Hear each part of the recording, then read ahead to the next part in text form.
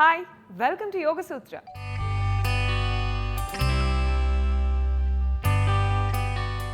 ఇవాల్టి యోగ సూత్రలో కృష్ణ గారు మనందరికీ ఏ ఆసనం పరిచయం చేయబోతున్నారో చూద్దామా?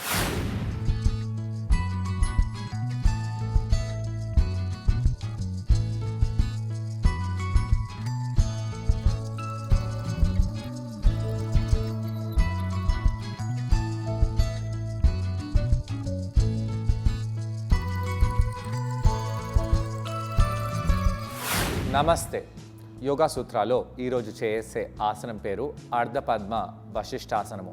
అర్ధపద్మ వశిష్ఠాసనము మనము వశిష్ఠాసనంలో ఒక కాలుని స్ట్రైట్గా పెట్టి ఇంకో కాలుని అర్ధపద్మాసనంలో పెట్టి చేస్తాము. ఇలా చేయడం వలన మనకు ఆసనం ఛాలెంజింగ్గా ఉంటుంది. అలానే ఆసనము కొద్దిగా వేరియేషన్ ఉండడం వలన మనకు ఇంట్రెస్టింగ్గా కూడా అనిపిస్తుంది. అయితే ఈ అర్ధపద్మ వశిష్ఠాసనంలో 2 రకాలుగా ఆసనం చేయవచ్చు. దాంట్లో బిగినర్స్ ఏ విధంగా ఆసనం చేయాలో అనే దానిపై ఫోకస్ చేస్తూ ఈరోజు మనము ఆసనం చేస్తున్నాము. ముందుగా మనము పద్మాసనం చేయడానికి ప్రిపరేషన్ చేయాలి. దాని తర్వాత మనము ఈ అర్ధపద్మ వశిష్ఠాసనానికి ప్రిపరేషన్ చేసి అప్పుడు ఆసనాన్ని చేద్దాము. మనము ఇలా వజ్రాసనంలో కాకుండా బద్ధకోణాసనంలో కూర్చోవాలి. పాదాలని ఇలా బద్ధకోణాసనంలో పెట్టేసి మనము వీపుని నిటారుగా పెట్టి కూర్చుందాము. పాదాలని ఒక దగ్గర పెట్టేసి తొడలని పైకి కిందికి అనండి. శ్వాస తీసుకుంటూ శ్వాసని వదిలేస్తూ ఇలా తొడలని పైకి కిందికి అంటూ మనము వీపుని నిటారుగా చేస్తూ ఉండాలి.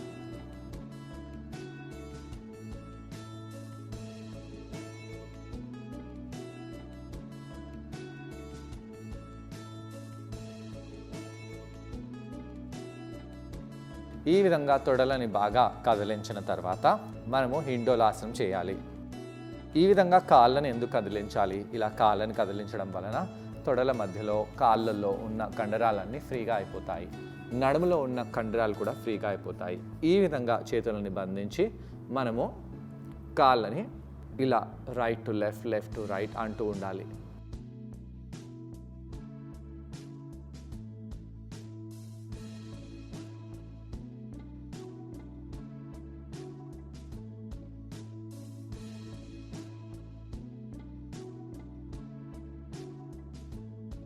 కాలుని కింద పెట్టేసి రెండో పాదాన్ని కూడా అదే విధంగా హిండోలాసనంలో ఆడించాలి.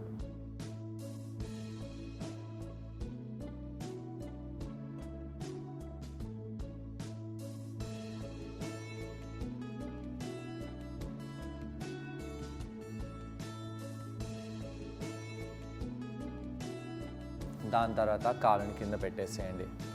ఇప్పుడు మనము వశిష్ఠాసనానికి ప్రిపరేషన్ చేద్దాము. ఈ విధంగా మనము మోకాలపై వెళ్ళిపోవాలి. మోకాలపై వెళ్ళి మన అరిచేతులని ఈ విధంగా బాగా స్ప్రెడ్ చేయాలి. స్ప్రెడ్ చేసి ఈ మోచేతులని ఈ విధంగా టైట్ చేయండి. అలా స్ట్రైట్ చేసిన మోచేతులని ఈ విధంగా రొటేట్ చేయాలి. కింద ప్రెస్ చేయాలి. కింద ప్రెస్ చేసి మ్యాట్ని బాగా ప్రెస్ చేస్తూ వీపుని స్ట్రైట్గా పెట్టాలి. అలా పెట్టి మనము ఇలా ఒక కాలుని ఇంకో కాలుని కలిపేస్తాము.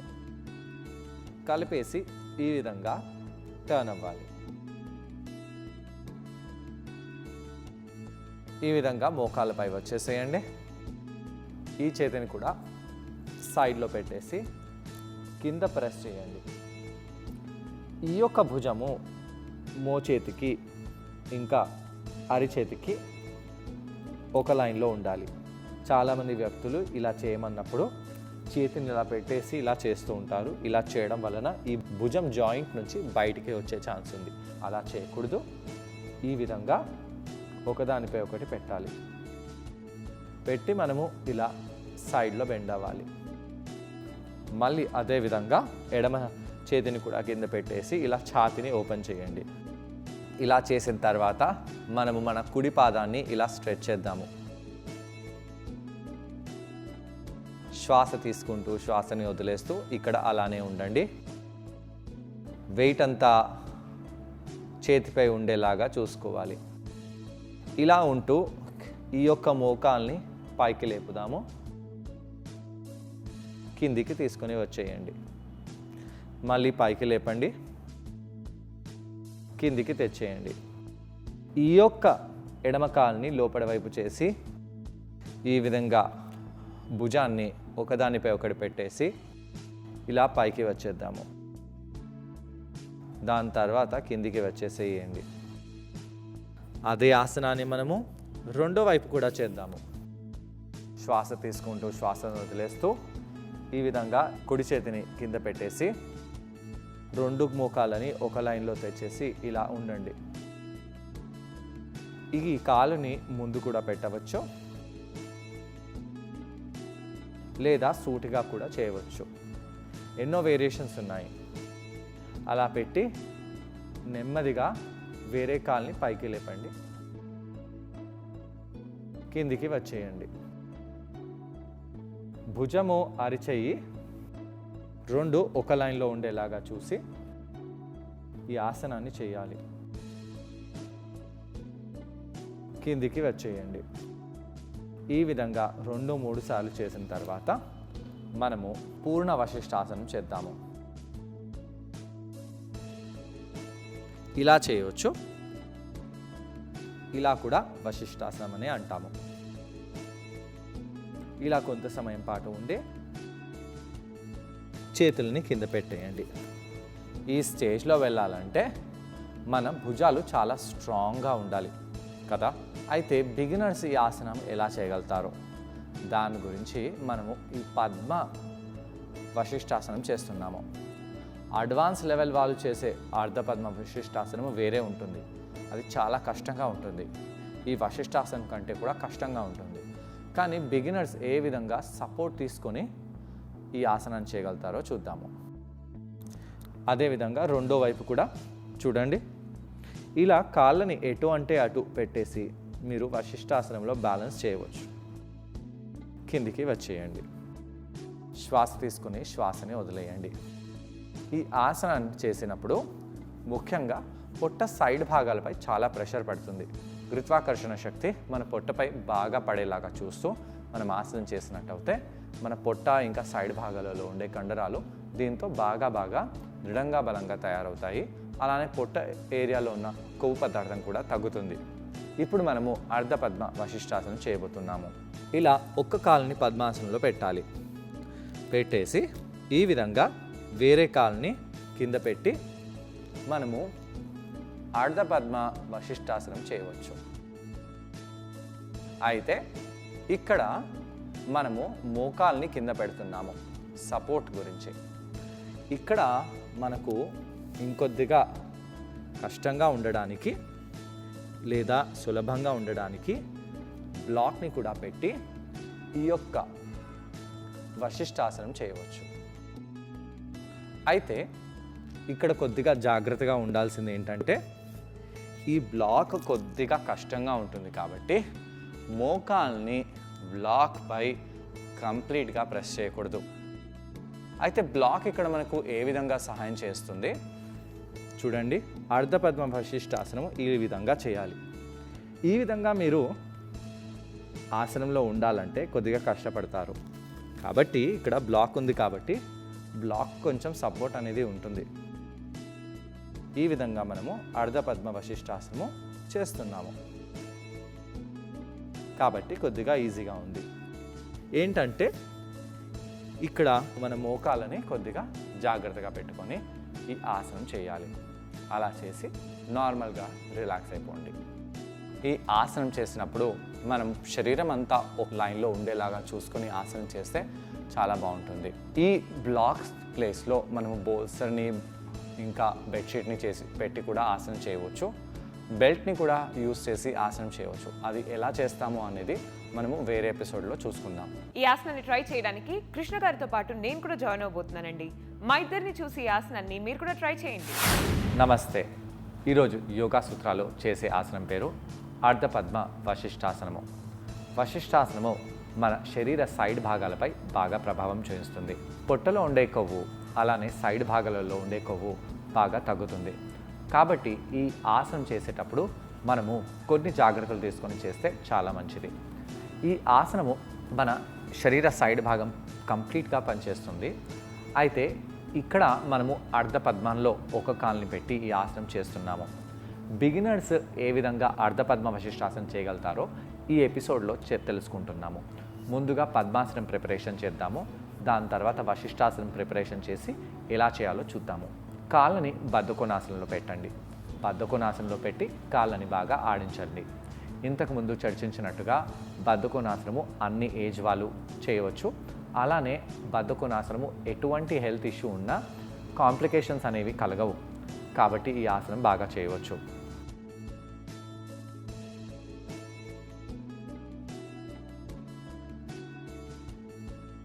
కాళ్ళ కండరాలని కంప్లీట్గా వార్మప్ చేయడానికి ఈ యొక్క ఆసనం చాలా ఉపయోగకరము. ఈ విధంగా కొన్ని నిమిషాల పాటు మీరు బద్ధకోణాసనం చేసి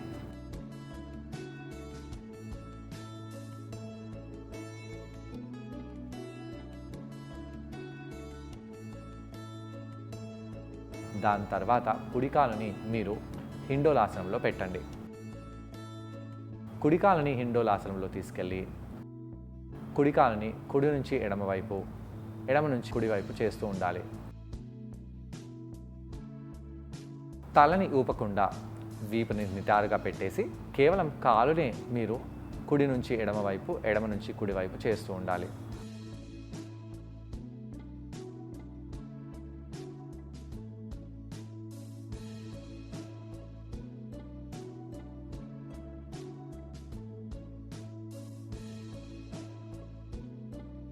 దాని తర్వాత కుడి కాలుని కింద పెట్టేసి ఎడమ కాలుని పైకి తీసుకొని రండి. ఎడమ కాలుని కూడా అదే విధంగా మనము సైడ్ టు సైడ్ చేస్తూ ఉండాలి. శ్వాస తీసుకుంటూ శ్వాసను వదిలేస్తూ ఇలా చేయండి. తలని శరీర పైభాగాన్ని షేక్ చేయరాదు.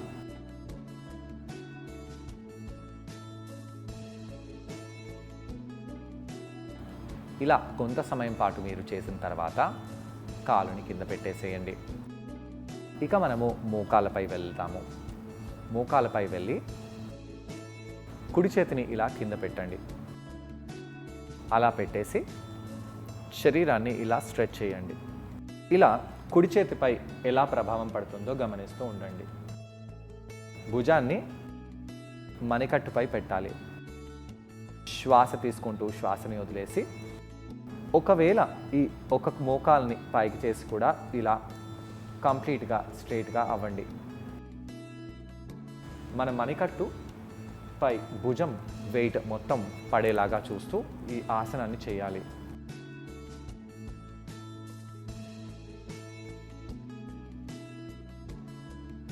ఆసనం నుంచి బయటికి వచ్చి ఈ చెక్కముక్కని అలా చేతి కింద పెట్టేసి అదే ఆసనాన్ని మళ్ళీ చేద్దాము. ఈ విధంగా శరీర భారం అంతా చేతిపై పెట్టాలి. అలా కొంత సమయం పాటు ఉండండి.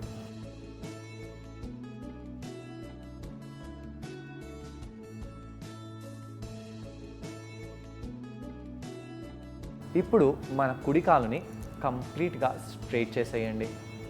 ఇలా కుడి కాలుని స్ట్రైట్ చేసి కంప్లీట్గా ఇలా ఆసనంలో ఉండాలి. శ్వాస తీసుకుంటూ శ్వాసని వదిలేసి తలని కొద్దిగా వెనకాలి కానీ శరీర భారం అంతా భుజంపై ఉండాలి.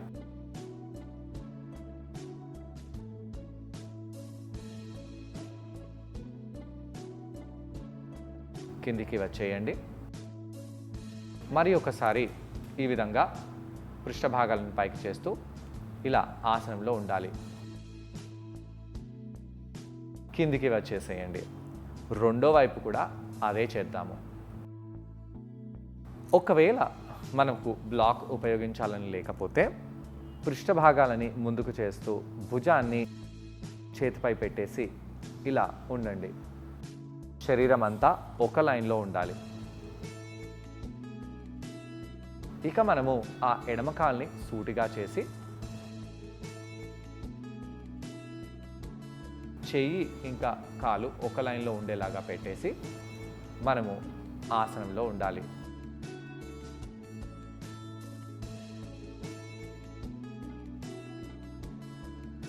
శ్వాస తీసుకుంటూ శ్వాసని వదిలేస్తూ కొంత సమయం పాటు ఉండాలి.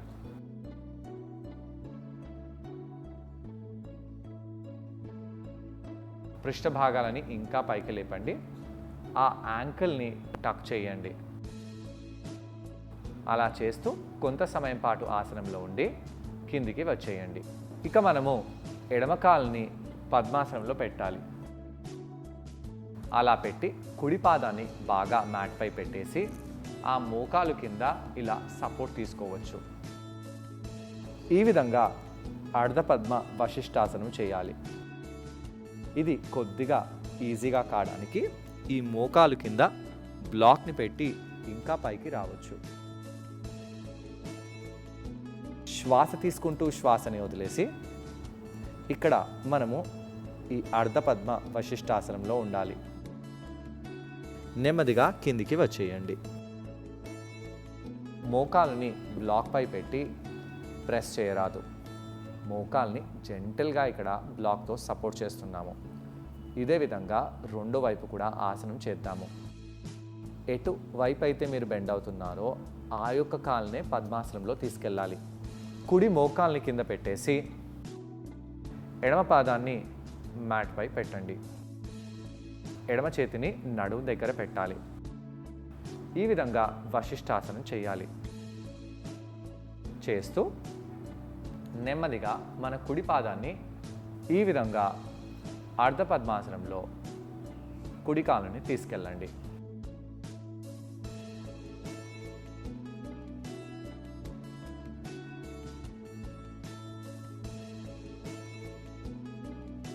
ఆ కుడి కాలు మీకు నేలకి టచ్ అవుతుంది కాబట్టి ఆ మోకాలు కింద బ్లాక్ని పెట్టినట్టు అయితే నడుములు ఇంకా పైకి వెళ్ళిపోతాయి.